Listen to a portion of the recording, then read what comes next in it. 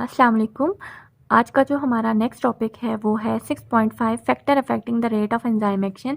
कि अब हमने बात कर ली, उसके मैकेनिज्म को हमने देख लिया, उसके कैरेक्टरिस्टिक्स को हमने डिस्कस कर लिया। अब कुछ फैक्टर्स भी ऐसे हैं जो एंजाइम्स की एक्टिविटी को कम करते हैं या ज़्यादा करते हैं। There are different factor which affect the enzyme activity, some of them are discussed as follow.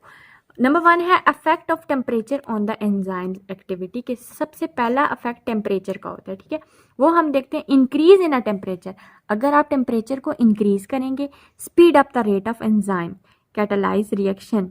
तो जितना आप कहते हैं एंजाइम के टेम्परेचर को इंक्रीज करोगे उतना ज़्यादा रिएक्शन जल्दी होगा, but only to a point, लेकिन एक पॉइंट की हद तक।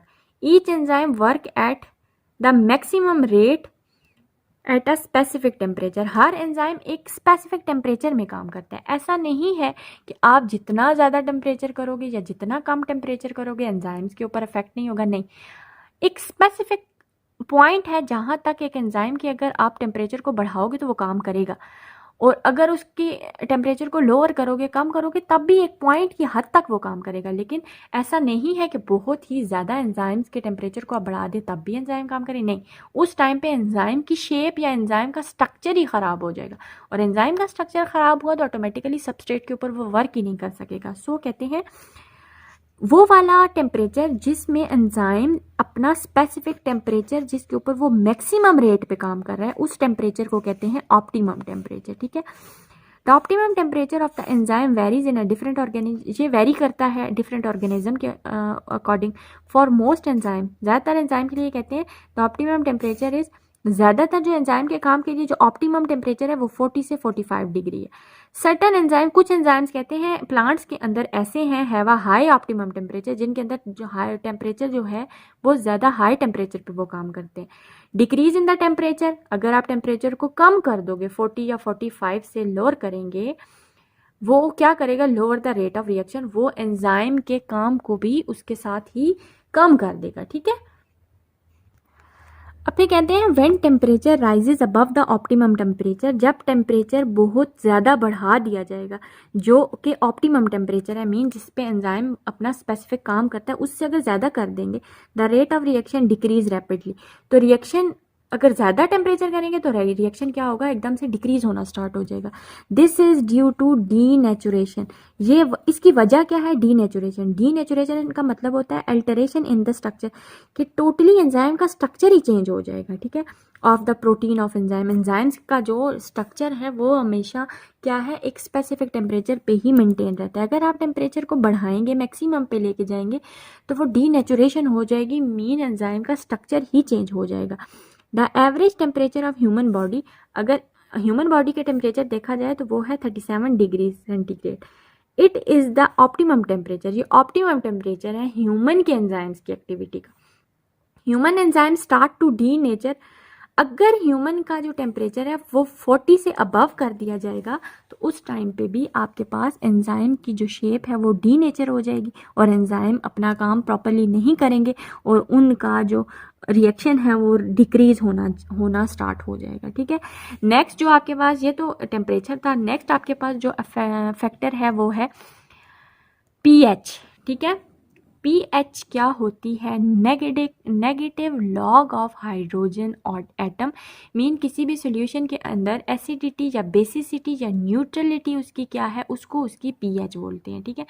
पीएच हमारे पास 0 से 14 तक हमारे पास एक स्केल होता है, जिसमें हमारे पास 0 से लेकर 6 तक एसिडिक इन नेचर को शो कर रहे होते हैं, 7 न्यूट्रल होता है, मीन वो ना एसिडिक है ना बेसिक है, जबकि 8 से लेकर 14 तक हमारे पास बेसिसिटी को शो कर रहे होते हैं, कि कुछ चीज़ें एसिडिक इन नेचर होते हैं, कुछ लिक्विड आपके पास बेसिसिटी को शो कर रहे होते हैं, और कुछ आपके पास न्यूट्रल होते हैं, जैसे कि पानी न्यूट्रल है।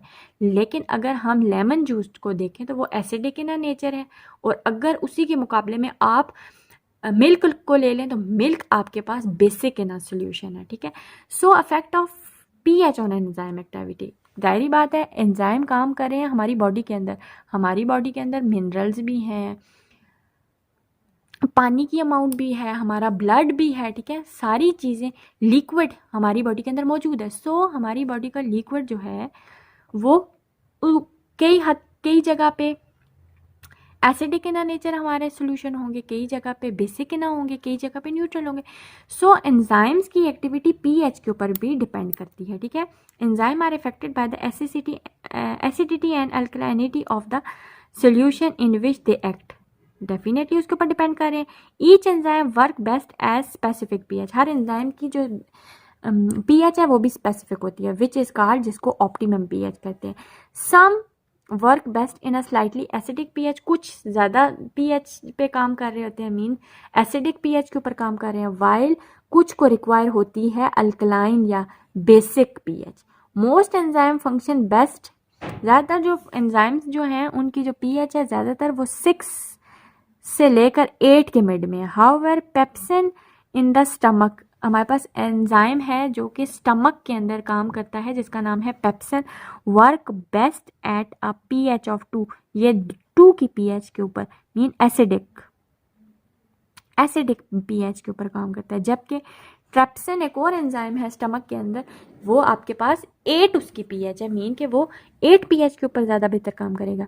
Any change in the pH can lower the enzymatic activity, extreme change in the pH of solution denature the enzyme, कहते हैं थोड़ी अमाउंट में अगर पीएच में चेंज होगा तो वो एंजाइम की एक्टिविटी के ऊपर अफेक्ट करेगी, उसको चेंज करेगी। लेकिन अगर वही एक्सट्रीम चेंज हो, ज़्यादा हो चेंज, तो उस टाइम पे सोल्यूशन जो है, जो पीएच का जो है, अगर वो बढ़ाई जाए सोल्यूशन की, वो डीनेचर कर देती है एंजाइम को। डीनेचर का मतलब होता है चेंज इन स्ट्रक्चर, उनके स्ट्रक्चर को ही टोटली वो चेंज कर देते हैं, ठीक है। नेक्स्ट है आपके पास effect of concentration of substrate on enzyme activity. अब हमारे पास नेक्स्ट जो फैक्टर है वो है कंसंट्रेशन ऑफ सबस्ट्रेट, कि जिस चीज़ के ऊपर एंजाइम काम कर रहा है उसको सबस्ट्रेट कहते हैं, ठीक है। जैसे कि प्रोटीन के मालिक्यूल हैं वो आपके पास सबस्ट्रेट है, अब उसकी भी कंसंट्रेशन बड़ा मैटर करती है। As the concentration of substrate increase, अगर सबस्ट्रेट की कंसंट्रेशन ज़्यादा है, the rate of reaction increase, जाहिर बात है जितने ज़्यादा सबस्ट्रेट होंगे उतना जल्दी जल्दी एंजाइम उनके ऊपर काम करेंगे। This is due to successful collision with enzyme molecule, तो डेफिनेटली ज़्यादा से ज़्यादा टकराव होगा एंजाइम का सबस्ट्रेट के साथ। However if the substrate concentration is increase beyond a saturation point, लेकिन कहते हैं अगर बहुत ज़्यादा जो अमाउंट है वो सबस्ट्रेट की बढ़ा दी जाए, इस हद से ज़्यादा बहुत ज़्यादा कर दी जाए, the active site of the enzyme are not available, तो उस टाइम पे एंजाइम्स कम पड़ जाएंगे और उनकी एक्टिव साइट्स कम पड़ जाएंगी, and the rate of reaction does not increase more, तो उस टाइम पे रिएक्शन जो होगा वो ज़्यादा नहीं होगा क्योंकि एंजाइम्स ही अवेलेबल नहीं है जिनके ऊपर, एंजाइम की एक्टिव साइट्स ही अवेलेबल नहीं हैं जिनके ऊपर सबस्ट्रेट काम करें और काम करने के बाद प्रोडक्ट्स की फॉर्मेशन करें, ठीक है। जैसे कि इन्होंने नीचे आपके पास ग्राफ बना के रिप्रेजेंट किया हुआ है, the effect of substrate concentration on enzyme activity, ये सबस्ट्रेट की कंसंट्रेशन है, ये एंजाइम की एक्टिविटी। अगर एंजाइम की जो सबस्ट्रेट की कंसंट्रेशन है, एक देखें एक टाइम पे जा रही है, बढ़ते बढ़ते बढ़ते, अगर बहुत ज़्यादा आप सबस्ट्रेट की कंसंट्रेशन को बढ़ा रहे हो तो एक टाइम आएगा कि वो सैचुरेशन पॉइंट आ जाएगा, उस टाइम से आगे फर्दर एंजाइम का रिएक्शन टेक प्लेस ही नहीं होगा, ठीक है। तो ये थे आपके पास एंजाइम्स के फैक्टर्स जो कि उसकी एक्टिविटीज़ को अफेक्ट करते थे, जिनमें टेम्परेचर, उसके बाद पीएच और थर्ड उसकी कंसंट्रेशन ऑफ सबस्ट्रेट थे।